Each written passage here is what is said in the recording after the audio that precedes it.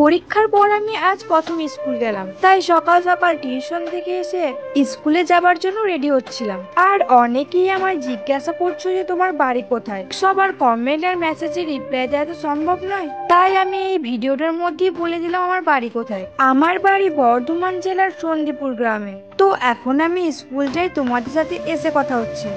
A few minutes later. School থেকে এসে আমি পুরো হাঁপিয়ে গিয়েছিলাম, কারণ বাইরে এত রোদ গরম, সুস্থ মানুষও অসুস্থ হয়ে যাবে। আর এসেই আমি প্রথমে মুখ হাত ধুয়ে নিলাম, তারপর আমি টিউশন যাবার জন্য রেডি হচ্ছিলাম। ব্যাগটা গুছিয়ে দিলি হয়ে যাবে। এটার মাইনে বাকি ছিল, মাইনেটা দিতে হবে।